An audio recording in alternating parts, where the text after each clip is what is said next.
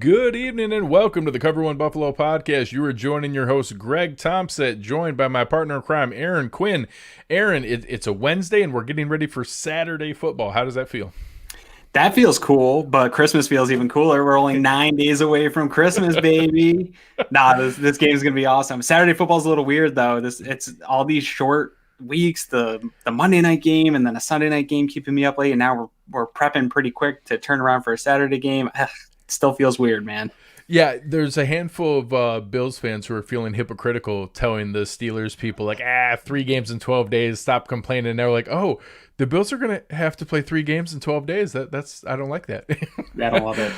So tonight's show is going to be brought to you by our friends at Uncle Jumbo's, presenting sponsor Uncle Jumbo's in the first half of the show by our friends over at West Her. We'll get into some of their segments in a bit.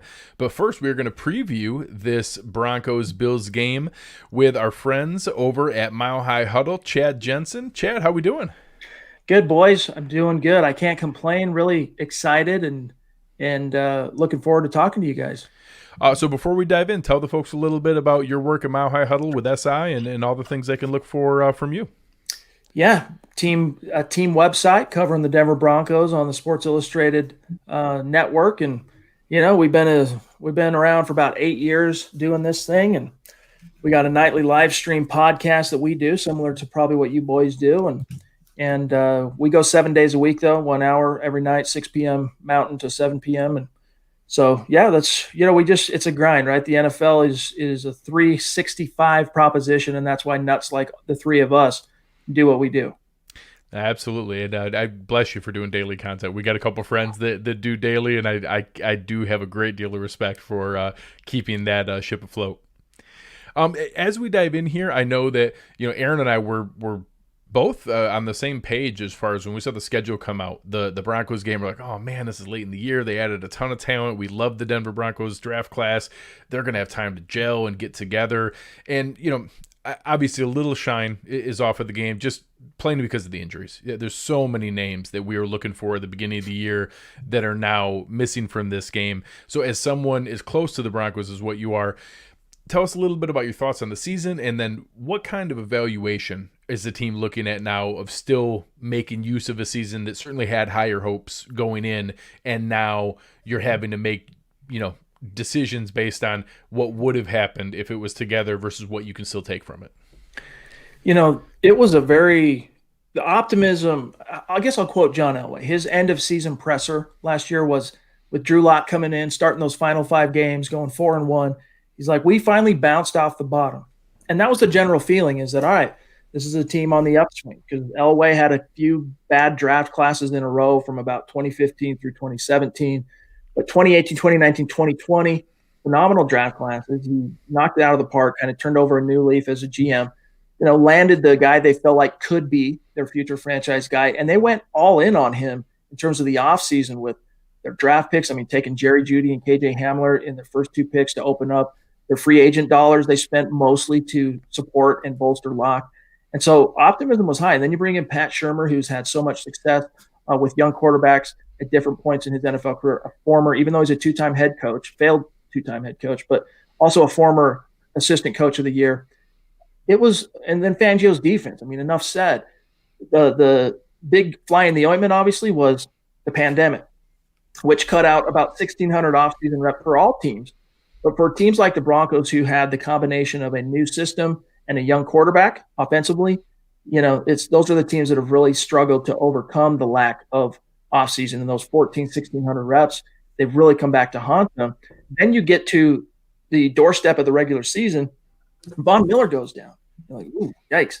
And that's quickly after that is Cortland Sutton, then Jarrell Casey, then Mike Purcell, starting defensive tackle. I mean, A.J. Bouye is now gone for the year. The Broncos' top 3 corners done for the year.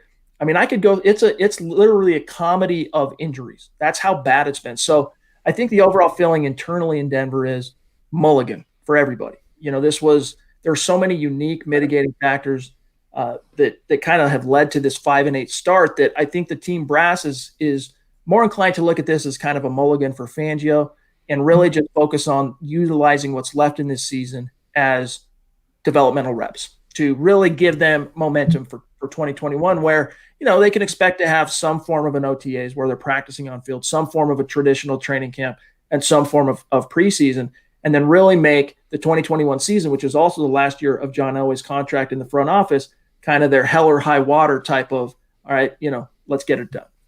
Now, on that same breath, we've seen, not necessarily with the injuries, but we saw when the Bills went and took Josh Allen, this roster was incomplete. And it wasn't, like I said, it wasn't an injury thing. It was just an incomplete roster. And that team had a kind of rough season. They were eating some of that dead cap money to try to make this roster right. But sort of parallels that this young quarterback came into one of the worst offenses in the NFL history, and then it got slightly better over time. His stats kind of went in line with the talent around him. We're sort of seeing, and a lot of people are paralleling Drew Lock's sort of struggles over the last year, but with the highlights are there, and they're paralleling that with Josh Allen. Before we get into the whole, details about this offense and stuff, where is the fan base's pulse on, is this guy going to be the guy, and is next year it? Does he have next year to get everybody healthy and prove that he's the guy? Where is everybody on Drew Lock? Good question. By the way, the reason I'm looking down, I'm not just checking my phone. I'm pulling up this meme that we shared on Instagram. It's a Josh Allen, Drew Lock comparison through their first, 12 starts. I think I'll get to that, but it's funny. Fans are going into last week against Carolina. All right. I think fans were pretty evenly split. A lot of fans have become very disillusioned with Drew Lock. They were just tired, because here's the problem is everyone can recognize the injury issues, the fact that there were no OTAs, it's a new scheme. And then Drew even injures his throwing shoulder in week 2, had to miss a few games. Fans that were kind of taking a negative approach going into last week, they could acknowledge all that. But the problem is they weren't even seeing a single step of progress from Drew. What they were seeing was the same old mistakes, game in, game out, over and over and over again. Instead of progression, they were seeing regression. And that was one of the unique aspects of Drew's rookie body of work, is that, it was definitely not mistake-free. He threw picks, there were problems, there were issues, but the preceding offensive coordinator, Rich Scangarello, and his quarterbacks coach did a phenomenal job making sure Lock did not repeat the mistake. And that was just not something fans saw this year with Shermer and his quarterbacks coaches, Mike Shula. And then the dam kind of broke last week, where everything started to click. And the analogy I used is that by missing those 1,600 reps, what you saw from the Broncos offense last week in what was week 14 in Carolina is probably about where they would have been if they would have had a traditional offseason and preseason, about the, week 4 mark of this season. You would have started seeing them really build momentum and start clicking, and Pat Shermer sharing a brain with Drew. But, that's not the way it shook out. And so you're seeing it very late in the season. And so there was a lot of fans that even after Drew produced that 4-touchdown performance in Carolina, I would say of that 50% of fans who going into the game were kind of disillusioned and ready to jump off, probably a quarter of those same fans are still going, well, prove it to me again. If Drew can go in and put up that volume against a good team, right? Because, of course, Carolina, they're 4-8. If you can go beat the Bills and put up that kind of volume, then we'll be believers. So it's one of those kind of, believe it when we see it type of things. But I think overall, Broncos fans, as a majority at this point, are now kind of relieved. They're like, okay, we saw a huge step forward. It wasn't just a modest step forward. Like, it was a powerhouse performance by Drew Lock last week. So I think right now, for the most part, it's an optimistic outlook. We have been there a few times with quarterbacks. I hear that. We know that roller coaster. And let's continue right along those ways, because I know as you look here, it's hard to find a offense that has the dichotomy that what Drew Lock has shown, and being able to have that in the difference of pressured and not pressured, the difference in being in favorable play action, positive sets and positive game script, versus when he's having to just drop back and the team knows that he's going to have to chuck it, and it's not 2nd and 3 where they can be off balance and it's 3rd and 8. The difference there in my mind is that running game. And what they've added with Melvin Gordon, that, had, I think, getting Garrett Bowles back this week, being able to have some of the positive steps there. That's one of the areas that we've been concerned with, is that teams can run on this Bills team. And I've said it a lot of times. It's more so when you build a modern pass defense with, 230-pound former safeties at linebacker and multiple 285-pound defensive tackles. You're daring teams that you don't have the discipline to keep running at us. And eventually we're going to get you into third and long, and then we'll come and get you. And I'm curious, I don't know that I anticipate it with some of the injuries that are coming here, but if you're going to tell yourself a story of how the Broncos pull this game off, it's pounding the rock, getting Drew Lock into second and short, not knowing if they're going to convert with Melvin Gordon or whether they're going to pull it out and try to take a shot over the top with play action. Is that the recipe for them the rest of this year and then expanding in the future? Or where have you seen glimpses outside of that from a play action standpoint, where obviously that's been a strength of his? I mean, with Drew, the model was there last week, and that is that, one of the big signs of development that you saw from Drew in Carolina was that he was taking what the defense gave him and not going for broke on a snap-in, snap basis. And what happened is, when you take the check down and you dump it off and you make the short out throw and, you get to a 2nd and 5, and all of a sudden, not only does it set you up in more favorable, as you're alluding to, down in different situations, but the defense secondary starts creeping up closer and closer to the line of scrimmage because you got the running game going. And then all of a sudden it opens up the deep shots. And Drew did a much better job, better than I've ever seen him yet as a pro, of kind of walking that line, of being smart enough to recognize, okay, I'm going to take that quick out. All right, 2nd and 7, here we go. All right, I'm going to take that quick crosser. All right, now we're at 3rd and 2. And then they run a power move on 3rd down and pull the left guard, and Melvin Gordon picks up 8. And just really start nickel and diming the defense to a point where they start kind of getting on their heels a little bit, and then it was over the top. That's the model. In a perfect world, that's what the Broncos want to do. They want to bolster Drew Lock with the running game, and it really changed. For those paying attention to the Broncos, their rushing attack kind of morphed from like a pretty 50-50 balance between zone blocking and power to straight up power, starting in that Dolphins game about a month ago. Well, three games ago. We appreciate that game, by the way. Yeah, exactly. But all of a sudden you're seeing guards pulling and, backs getting to the second level on the edges. And it's actually been pretty fun to see it unfold. So I think you nailed it. That is the model. Establish the run. And then the second aspect of that, though, is Drew has to continue to show that game manager. Because, look, game manager gets thrown around like it's some kind of epithet, right, with regard to quarterbacks. Like, Kyle Orton was a game manager. That's why he couldn't make it in the league. The best quarterbacks in the game and the best quarterbacks all time are also the best game managers. That's just one of the boxes you have to be able to check to make it in this league. And that's just one of the things Drew, it seems like it might be simple and basic and mundane and elementary, but it was something that he really struggled to master up to this point. Last week was the first time we really saw that command where you saw he was in the zone, man, and he was managing the game with poise, taking what the defense gave him. His line that he likes to use in the quarterback room is, you can't go broke taking a profit. So, if we'll see if he can do that again. I'm a little bit skeptical in terms of, it could be an outlier type of a performance where the stars just perfectly align. But then again, if you look at his last 3 starts dating back to the Miami game, Miami, Kansas City, and then Carolina, it's been a steady progression. It wasn't just out of the blue, this production. He has been improving incrementally. I know one of the areas that's the Bills have struggled with is when you have a physical presence at wide receiver, especially wide receiver 2, when you can isolate that against Levi Wallace, Josh Norman. So I know Tim Patrick is a concern for me. And then, coming into the game, I was curious, and I'll ask you for a health update on Noah Fant and what to expect there. But, it just seems like you guys keep throwing out more tight ends. I wasn't familiar with the work of Troy Fumagalli coming into last week. So Nick Vanette, people like that, to be able. They're all the same shape and size too. They just have big athletic guys who run fast. It's weird. I don't understand where they find them. But what are some of the ways that now, obviously losing a specimen like Cortland Sutton and then bringing in Jerry Jeudy and KJ Hamler, who are much different there, that physical presence that you still need on the outside, how they work that in between Patrick and then the tight ends that were there planning to come into the year with Okabunum and then Fant versus what they've worked with the injuries and who's in and out? Well, Patrick has straight up burgeoned. He's become a right on the edge of a bona fide number 1 receiver in the league. He's a quintessential X receiver. He's a guy that can go up, as you say, he's very physical. He can out muscle corners.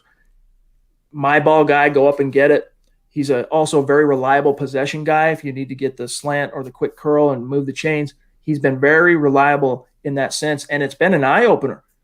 I mean, he's always had good chemistry with Drew Lock because, when Drew was a rookie and Tim was, 4 or 5 on the depth chart, they spent a lot of time on second and third team thrown to each other. So they always had good chemistry, but I'd be lying to you if I were to say that I expected Tim Patrick now entering week 15 of this season to be the team's leading receiver in terms of yards, especially when they went heavy on the position in the draft with Judy and Hamler. So Patrick is that guy. Now he's going to be a restricted free agent in the spring. I think the Broncos tag him like second round tender, maybe give him permission to seek a trade, see what kind of interest is out there. Worst case scenario, they pay him $3 million on a tender to come back and be that fail safe to Cortland Sutton. But yeah, I mean, Noah Fant, he's back. He and Garrett Bowles both came down with some kind of 24-hour bug. The Broncos aren't sure if it was, food poisoning, some kind of 24-hour bug, but it was basically out of their system come Monday morning. They're good to go. They're both going to be on the field against the Bills. So you're going to see Fant. You're going to see Fumagalli, 9-finger Troy. He's only got 9 fingers. He was born with one missing finger. He still catches better than Dawson Knox. Right. So I don't know. They've, it's been – you can't judge the Broncos offense, both good and bad, completely by what they did in Carolina because that was literally just the stars aligning in every perfect way offensively for this team. And they've been working towards that. So it's almost like the dam finally broke and, out come the great returns and the dividends everyone's been looking for. But yeah, it's been really interesting to see Tim Patrick emerge.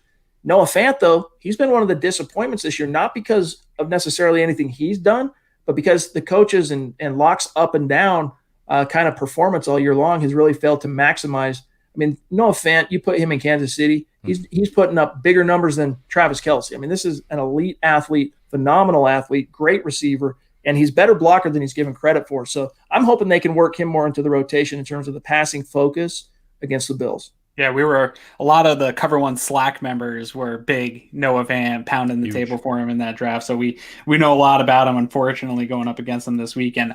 I want to flip to the defensive side of the ball. I love Vic Fangio. First of all, I want to go out and say that my brother's a big Bears fan. Yeah, I know he was super sad to see him go with the talent they had on defense.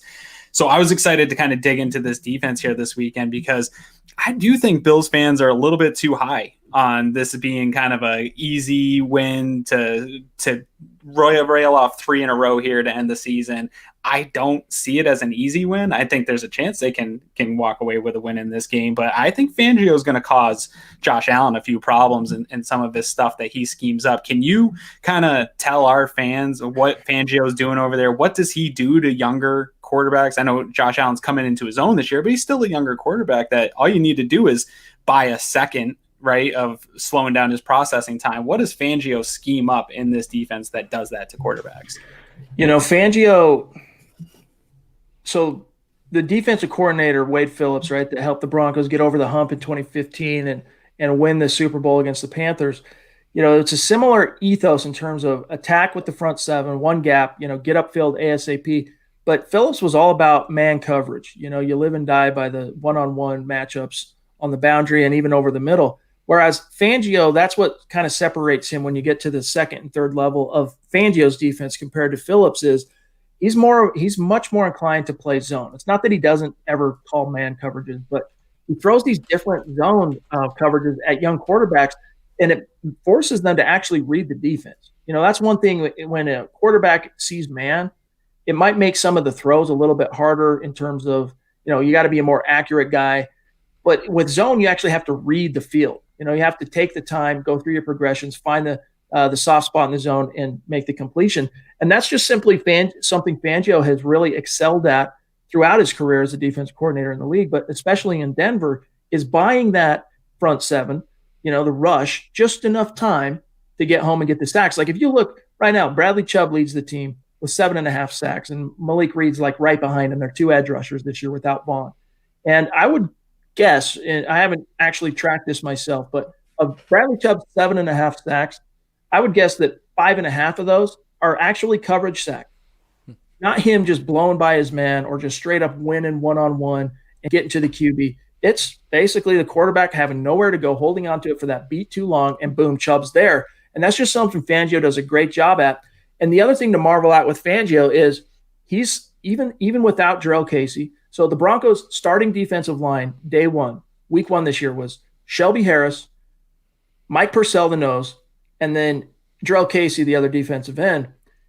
They were without either any of that trio on their D-line day one starters for 4 weeks because Shelby Harris had the bug. I don't like to say the CV. I'll just say, the virus. And he was gone for 4 weeks. For a long time, Fangio had to figure out how to get by without any of those studs up front. He managed to do it. Now, there have been a couple of games where opponents have been able to gash him on the ground, but they've been surprisingly adept at both stuffing the run and then forcing these young quarterbacks into some really touch and go situations on third down. Coverage does enough to where the rush is able to get there. So I think you're going to see that trend continue with Josh Allen. What concerns me with Josh is his ability to make plays off script, right? Just his ability to, throw away. I'm not even talking about the design power runs and all that. I'm saying just as a playmaker, backyard football guy with instincts and the arm to win, you get outside the pocket, you let him break contain, and it's a nightmare waiting to happen. And so I'm going to be really paying close attention to see if they can, kind of walk that line in terms of the pass rush of getting there, getting the pressure while also trying to keep contained and not let him break the pocket. Absolutely. A couple kind of thoughts off that zone concept, because it is something that concerns me of, like I said, all you got to do is slow down Josh for a second, right? And then he has to break contain. He has to kind of get out and he can make magic there. He can also get flustered doing some of that stuff in a game. So it's, it's playing with fire a little bit. You guys are starting to get pretty dinged up in the third level of this defense as well here. Some good talent has gone down, but that type of disguising coverages really starts at the safety position. We know it here in Buffalo, right? Okay. Sean McDermott has made a living disguising coverages, especially against young quarterbacks. And it really starts with the safeties, of being able to move those safeties around and have excellent safety play so that if they don't get back into position right away, they can make up for it with their great play. I like to say here and pound the table that the Bills have maybe the best safety duo in the league, but I think there's a really good case here for the Broncos to be right there with them in terms of just great safety duo and not only a good safety duo, but how much they mean to this defense in their ability to give you different looks. Can you touch on that a little bit? I would agree. I would have agreed 100% with you. Last year, Justin Simmons and Kareem Jackson were top 1, top 2, top 3 safety duo in the league. This year, though, Simmons has been surprised. He's playing on the franchise tag. He's been kind of up and down. He's gotten a lot more, I think, cachet and buzz and props. I think a little bit more than he deserves as far as his play on the field this year. Not to say he's been bad, but he just hasn't been as good as he was last year. But over the last 4 or 5 games, he and Jackson have kind of gotten their what together and started kind of vibing more like they looked in 2019. But look, Kareem Jackson, 33. I mean, he's the father time is taking its toll on him in coverage. He's just not, he's too often this year just a beat late. He's still that physical force in the box and he rarely misses tackles and he's a punishing hitter. But you're right about the coverages. And those 2 safeties give the Broncos and give Fangio, I mean, that's the linchpin to giving Fangio some of the freedom to throw different things at quarterbacks and not feel like he's completely exposing his corners and especially the lack of athleticism over the middle with the off-ball linebackers, Alexander Johnson and Josie Jewell. But, man, listen to this. Cornerbacks, all right? The Broncos opened this season with A.J. Bouye, Bryce Callahan, and Michael Ojemudia as the rookie third-rounder as their top 3 corners. Then you had Asang Bassi, an undrafted rookie that has really blossomed into like the ideal, perfect Fangio nickel. And then you had Devontae Harris, Devontae Bosby. I'm missing one, but nevertheless – Duke Dawson, was he? Yeah. Thank you, Duke Dawson. And then they even brought in Kevin Tolliver from Chicago. Let me tell you how many of those names I just mentioned are still on the field and available. Devontae Bosby, Ojemudia. That's it. Everyone else is either on injured reserve or in Bouye's case, he's just got handed that 6-game suspension. So he's serving the final 4 games on that. He'll have to serve 2 next year. And so the Broncos have really had to go back to, dig through the scrap heap to whatever's like buried in the earth. That's where they've gone for corner. They just brought in Nate Hairston. They just brought in another kid, Motley. they're just scraping the bottom of the barrel. But one of the things that they got fortunate 2 weeks ago, and they finally got to play him last week because, you got to wait the 6 days before you got to do the testing when you bring someone in, then wait 6 days until they can let them in the building. But the Philadelphia Eagles cut Will Parks, and the Broncos put in the claim and were awarded him on waivers. And this was a guy that, frankly, they should never have let go last year, but they did. He went out, signed a 1-year deal, $1.5 million with the Eagles, and it just didn't work out. In Philadelphia, they cut him, and he was just a revelation for Fangio last week because he fit right back in to that same role that he had last year, which was kind of that third safety. They can play a little dime backer. He can play safety in terms of, traditional safety responsibilities in terms of coverage. Also a little nickel, and he did that. And he had a few nice blitzes, one of which he was able to get home and sack Teddy Bridgewater for a 16-yard loss. So I'm kind of running a little bit long-winded here, but Fangio's been able to make some true lemonade out of the lemons that he's been served, especially – the whole defense has been decimated. About the only unit that hasn't been hurt, I won't even say that. They lost their 5th-round rookie, Justin Sternad, for the season in training camp. But I was going to say their linebackers are about the only ones that have been unscathed. They're off-ball guys. But Fangio really has been like the little Dutch boy with his finger in the dike.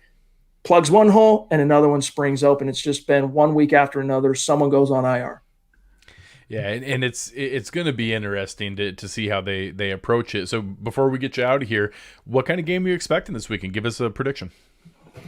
It's crazy, man. I talk about this a lot on my podcast because, listeners want a definite. They want a bold prediction. They want a lock. Give us the guarantee.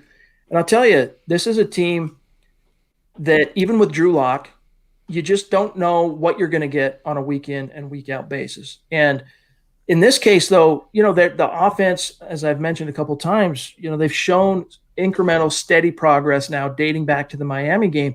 So I'm inclined to say that the best predictor of future behavior is past behavior in this case, and assume that even though the Buffalo Bills have a really good defense and excellent players, I think you're going to see the Drew Lock continue to kind of vibe. Now, is he going to be powerhouse Drew like you saw in Carolina? I don't think so. I don't think you're going to see that kind of prolific outpouring of production, but I think you're going to see continued improved solid play from Drew. You're going to see the Broncos really try and implement their running game, starting with Melvin Gordon. One thing to keep in mind is Philip Lindsay, they thought he suffered a season-ending knee in that New Orleans game where they played without a quarterback. They thought that game he suffered season-ending knee injury. Turned out, fortunately, to not be that, but it was a severe knee. He ended up playing the next week, and he's not missed a game since the New Orleans game. But he's not been the same player. He's missing that twitch, that pop, that explosion.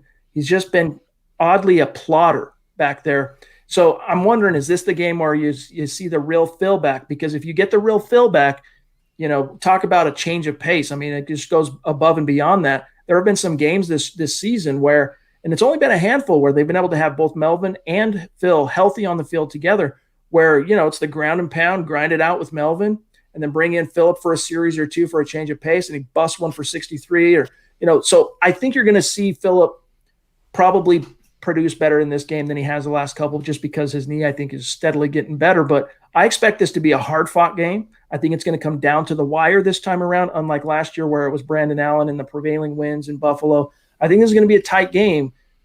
I'm probably going to pick the Bills in terms of making my pick, and I think it's going to be something like 23 20, something like that. Bills edge them out, but it's going to be hard fought where, for Broncos fans, they can go, look, moral victory. We took it down to the wire with one of the better teams in the league, and Drew wasn't the reason we lost. He was one of the reasons why we were able to compete and take it down to the wire. Love it. Let the folks know again where to find your work. Yeah, just check out milehighhuddle.com. That's we're covering Denver Broncos all day long. Our big thing, probably our claim to fame, one of the things that we were able to build on over the years is what we do draft wise from January. Even all season long, we're doing stuff with the draft, even during the football season, but draft stuff that Broncos might not be your thing, your Bills guys, but draft, the stuff we do with our draft analysts is top notch. So just check out milehighhuddle.com or check out the Huddle Up podcast on Apple or YouTube. Appreciate it. Thank you very much, Shad. Good luck this hoping for a weekend. fun game this weekend. Yeah, my pleasure, guys. It was great talking with you. Hey, anytime you want to meet up and talk shop, I'm down. So thanks for the invite. It's been a pleasure. Awesome. Appreciate it. Thanks, man.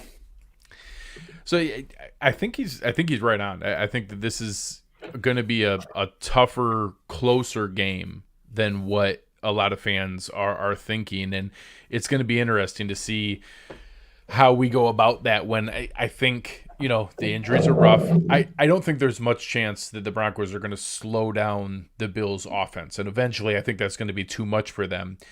But I am worried about some of the matchups. The fact that they're a good run game and have good play action and then have some physical specimens in the receiving core that isn't our best, our best kind of matchup. I'm worried we might give up some more points than what people are expecting. Maybe. I think this one's a tough one for me. I think this could go two ways. This could be that type of closer game than expected. I think a lot of fans, what I've been hearing is people saying that this is going to be a trap game. I don't think that Sean McDermott's going to allow I don't think Sean team to McDermott's capable of getting trapped. Yeah, they might play harder and it be a closer game than people think. But I also think the NFL is just that way. There's so much parity that even a team with 4 wins can play you really solid. We saw them go to the wire with Kansas City. Like we've seen them play with Miami. Like they can play with good teams. We know that.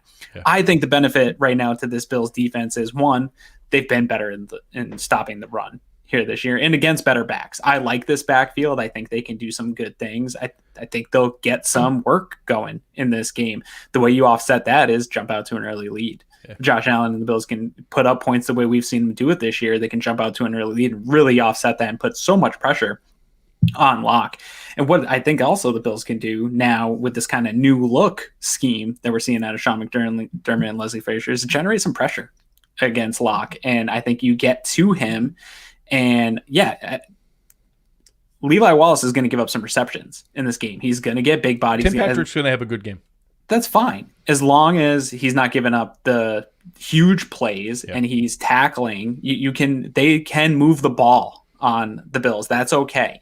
If it takes them a long time to move the balls and they're not getting the shot plays and the explosive plays, I'm okay with that. I can live in that range. I think it's going to be tough to get safety help over there with Noah Fant back. Yeah. I think they're going to see a lot of safety help in there. I think if Matt Milano's playing more snaps, that will help maybe alleviate some of the safety help and be able to bring some more help over to Levi. But I just think this Bills defense has too much depth.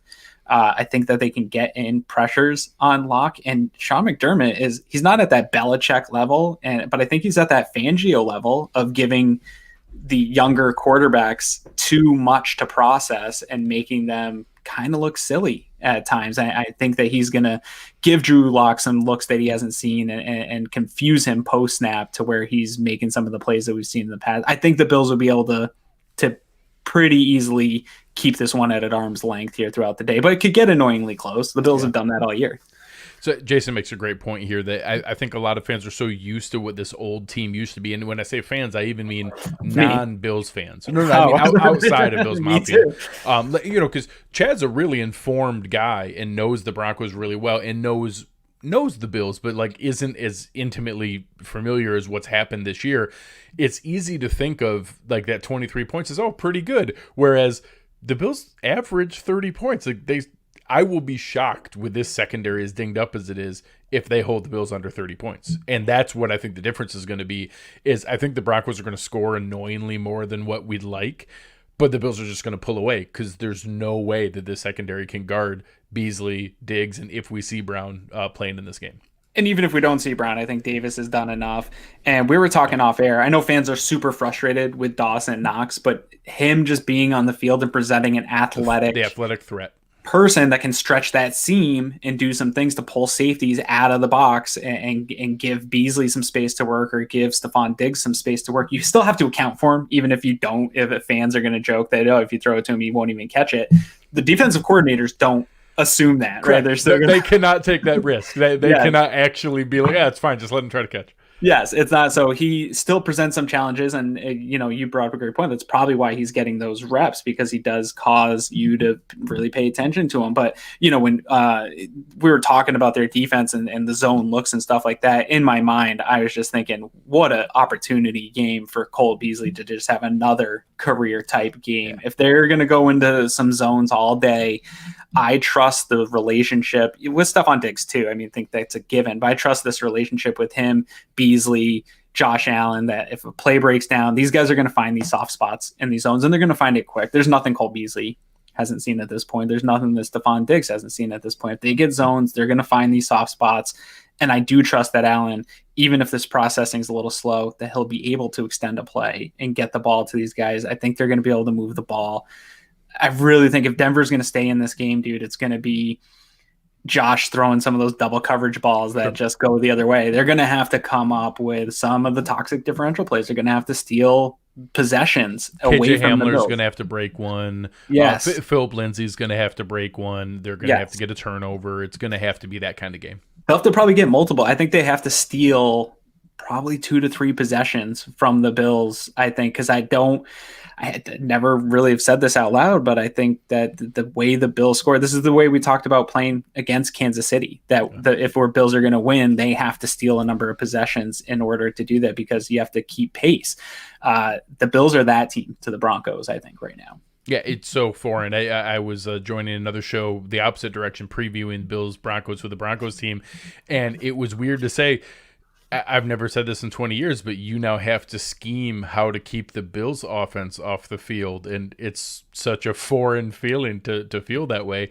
And one of the reasons is because of a player we want to spotlight here, and that's John Brown. So obviously we saw a weird stretch early in the year with calf and knee and ankle, and then that really odd injury, 4 weeks ago now, that kind of landed weird, and he tried to play a little bit at the end of the game, but now has gone through the IR designation, has missed his required 3 games, and the team designated him to return.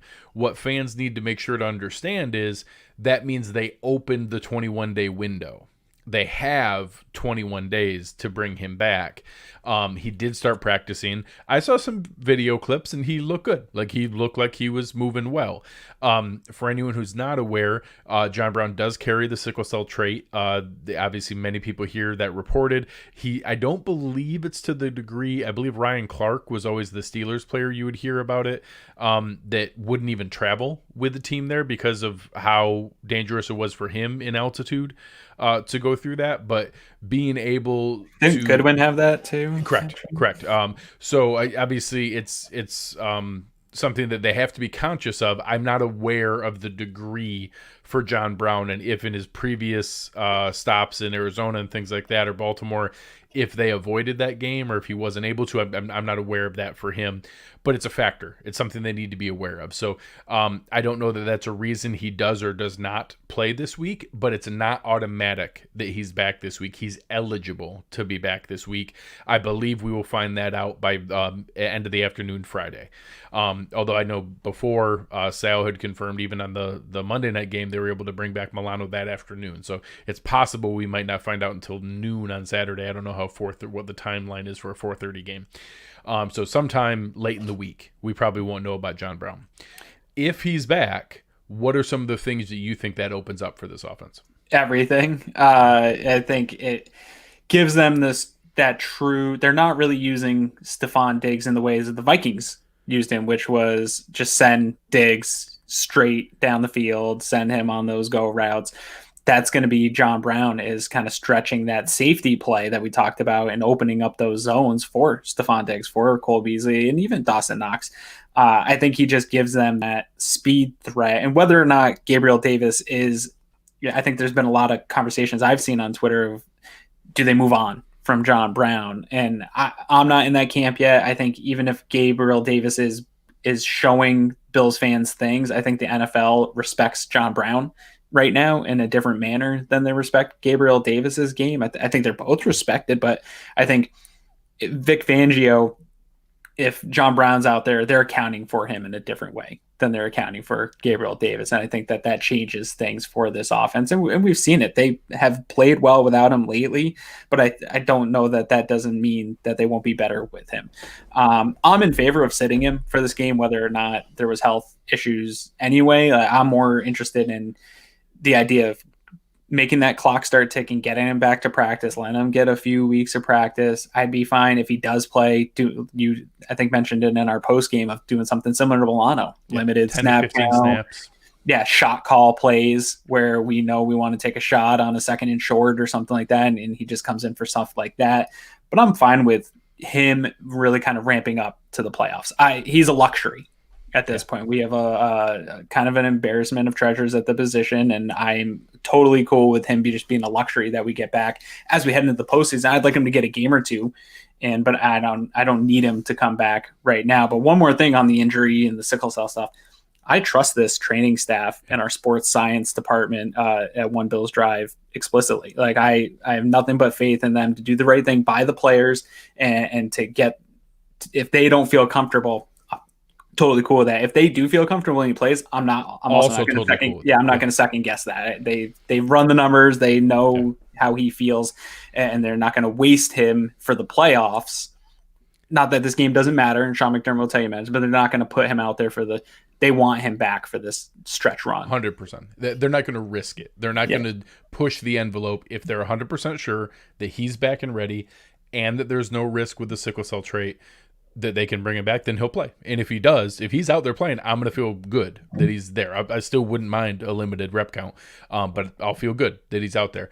If he's not, I'll trust that it's for the right reasons. And again, this is not a gimme game. This is not something they can afford to take lightly and not try to win the game. Of course, they're going all out, and I expect them to win with or without John Brown.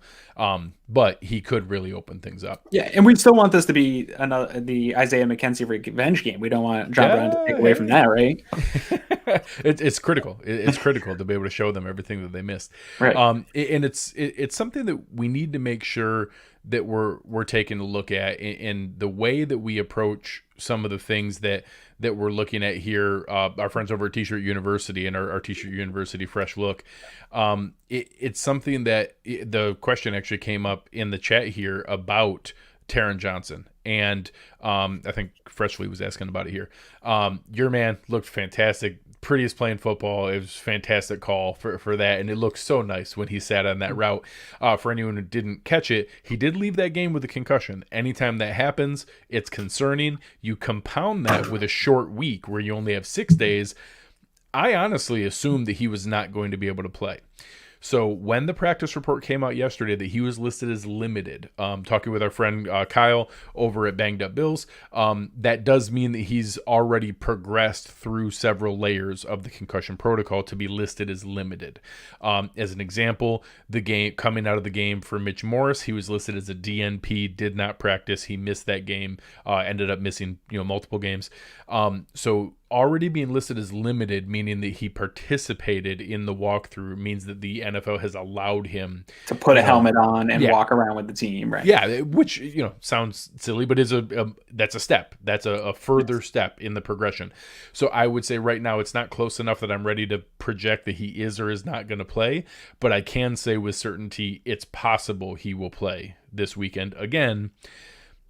I would be okay if they erred on the side of caution and gave him an extra week to make sure and just bring him back, because we're going to go from a Saturday to a Monday, so we're going to get a weird 9-day trip in between the next two games, going from the Saturday night game in Denver to the Monday night game against New England.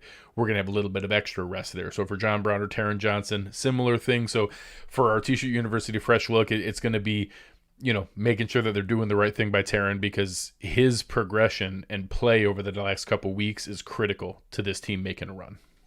Yeah, he's a tackling machine. And here's my thing, man. If he clears protocol and can play him. Like, I don't know that there's any benefit to once they're pretty strict on these rules, that once he's cleared that protocol, there's no more risk of further concussion or onset by their structure. So, and these are guys that know way more about brains than I'll ever know. So I trust them. And if he clears these protocols, I'm totally confident with him being able to go out and play.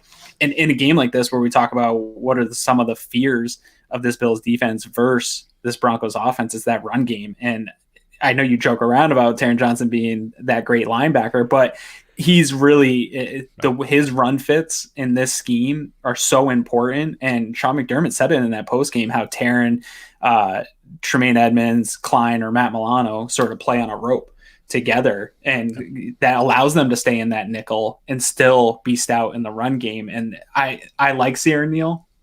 I like Dean Marlowe.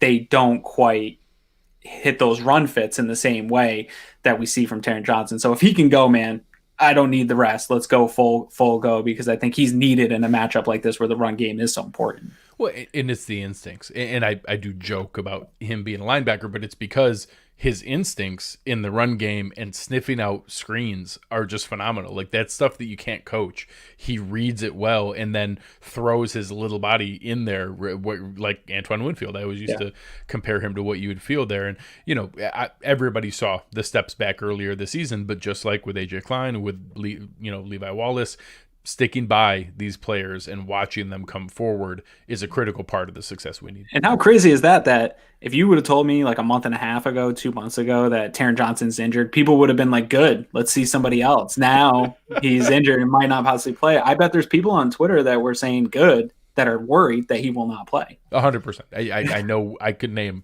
a couple of them right now. So as we get in here, I thought this was a good opportunity. So our friends over at West Her, if you're looking for a vehicle in Western New York, please find them 23 dealerships, the largest auto group in New York State. They could find you with a full range of vehicles for anything that you're looking for. I thought this was a good opportunity. You know, when you're looking to get down to brass tacks and ready to buy that car, you want to talk numbers. I want to caution some fans that have thrown around some of the metrics for Denver. That stretch where they had to pull out Drew Lock, and then the weird game where the NFL forced them to literally play without a quarterback, it skewed the crap out of their metrics. And if you isolate the games with Drew Lock, he's not great. He's a confounding young quarterback. He is rookie year Josh Allen to me. So, you know, he might hit that Jacksonville bomb and really make you excited, but he's going to throw the ball to the other team or have that times. Miami game. There's going to be exciting ones like Josh had every time he plays Miami. But it's not as bad as what the metrics are, because there are metrics out there that tell you they're the 32nd offense in the NFL, and they're not. They're not good, but they're not the worst offense in the NFL, and it's skewed by those. So it's just a good reminder to take some of those metrics in context, the same way we talk about the Bills. The Bills defense, they're playing better than what their metrics are because it's skewed by some early season injuries and some early season bad defense with bad tackling and bad reads, and they're playing better than that now. I would say I don't think the Broncos offense is as good as what we saw against Carolina because, you know, Drew Lock was 4 touchdowns, no interceptions, like 5 incompletions total. His best game of his career, probably. They're not that good, but they're better than the metrics that show 32nd in the league. Yeah, and Carolina has its own issue. I've seen a few games now and watching other opponent, and they're a little suspect. They'll eventually be good again. But that also sort of goes to the defensive numbers. I think that it also hurts the defensive numbers, and their numbers are pretty good when you look at some of their defensive numbers. So I do think their defense is probably, and the scheme is probably better, and that's been my concern all week. You know that I've told you a few times. Like, if Fangio can scheme up some things that cause Josh some confusion, get him to throw into some spots that he shouldn't, that's their way to win this game, is to get Josh off of his game, confuse him a little bit, make him pull the trigger in a spot he shouldn't, and generate those extra possessions. That's how they're going to do it. But I agree. And this is a great point, Greg, because this is something that in Slack channel with some of the analytics guys in the past, and even on Twitter, that my biggest argument when we're looking at these big analytical dives in the numbers is totally lacking context, right? Like, if you have a game where there's no quarterback, that's 1/16. Yeah, the NFL's a small sample size league. It's easy to skew it. Correct. And throw in weather into some of these games. Yeah. Like, I always point to the Colts Bills snow game. Like, how do you account for that weather in the total analytics for the season? Like, it does matter. It's a 16th of the sample size. So I do like analytics. I use a lot of it. I have a bunch of numbers written down every week to kind of go over and watch film.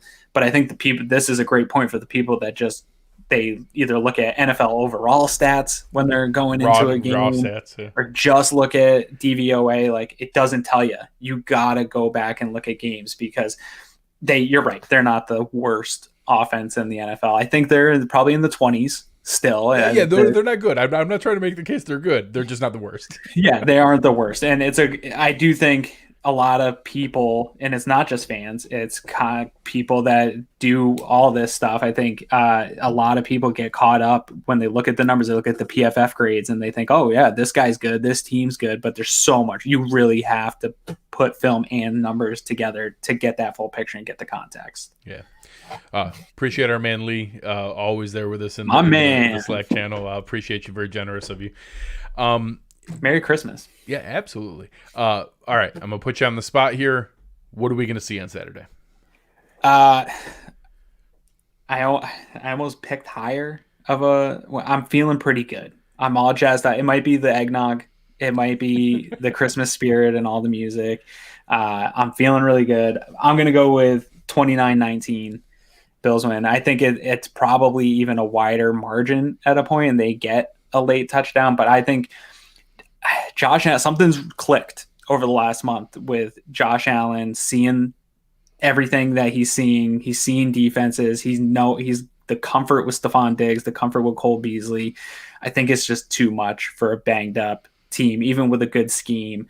I think they'll cause some problems at times, but I think for the most part, Josh Allen's going to be able to impose his will. I think a lot of people do look at these statistics and say, hey, this is a good opportunity to get the ground game going. I look at this and think it's a good opportunity to spread it out and get Beasley eating and just keep those chains moving, get up to an early lead, eliminate their ability to get the run game going by, getting a 2-possession lead right out of the gate, and just maintain it.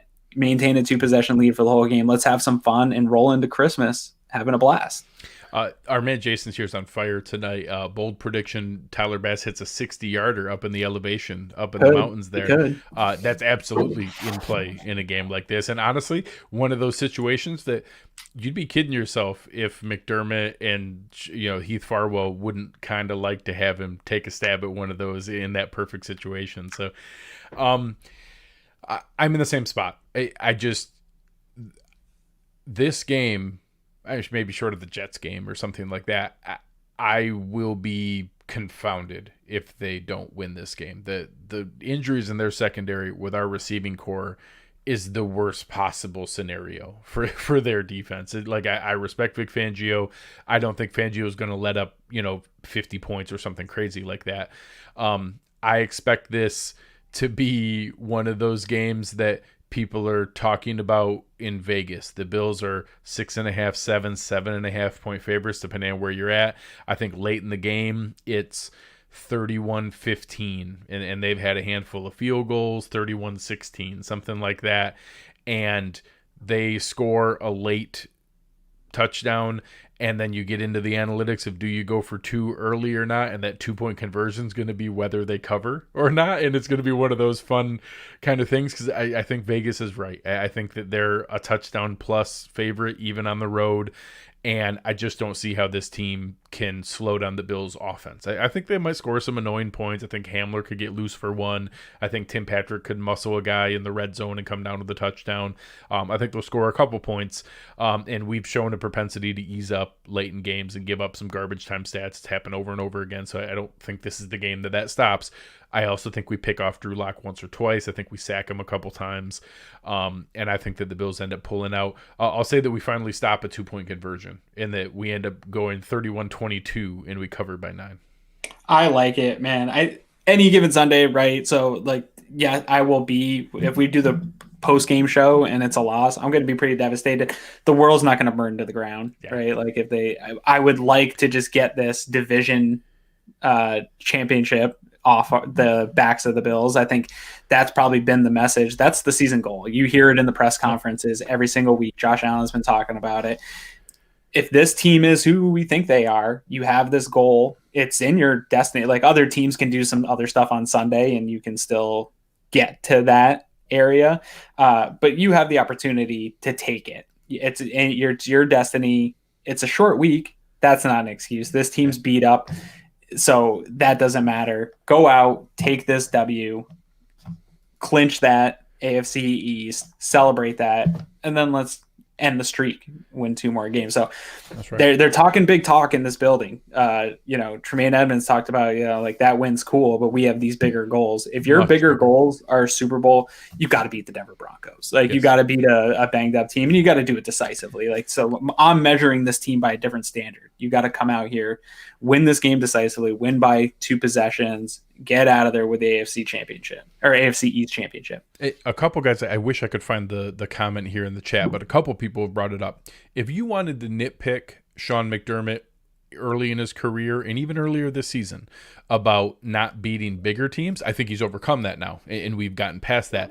One thing you can count on is Sean McDermott does not lose games he's supposed to win. Like, the Bills do not drop the easy games. They can't play down to your opponent. Yeah, they sometimes they play down to them, but they win. This year they've won that. No, so we're coming off 3 straight double-digit wins, 3 straight primetime national TV type wins in scenarios, and I think this is a game they win comfortably, and I think that it's going to be a fun game. I'm actually going to be back at home in Western New York with my family on Saturday, so going back there to do some early Christmas as we're kind of strategizing how to pace out all the different things. So bringing back some of our early things, we're going to do our post-game show. I'm going to be in a hotel. I'm going to be doing the show live from a hotel somewhere in Western New York. Just like back in the day. Yeah, it's going to be weird. I think I'm excited. We'll see how it goes. But I am looking forward. I get to watch the game with my family. So I am looking forward to that and watching a game with a local broadcast and all the kind of fun stuff that goes along with that. And looking forward to being able to see my grandparents and all my family and watch the game together with them. That's awesome. And I'm looking forward to – I wasn't looking forward to the Saturday game. I hate any interruptions to my habits and all that stuff. But then the next day, we're going to make a bunch of sugar cookies and decorate them and watch other football games that don't matter to me. And hopefully we've got the division locked up and I can just put Red Zone on and listen to Christmas music and just have a good Christmas celebration about the Bills. And I'll make some Bills Christmas cookies for everybody. I'm looking forward to it. I can't wait to get mine. Yes. So, all right, guys, appreciate it here. Aaron, tell the people where they can find you with all your Christmas cheer. Yeah, man, you can find me at Aaron Quinn 716 and in the Cover One Slack channel. Come and find me on Twitter at Greg Tompsett, GregTompsett. Having a good time. Thank you from our friends at Uncle Jumbo's, from T-Shirt University, from West Her. On behalf of Aaron Quinn and Greg Tompsett, you have been listening to Cover One Buffalo, and we are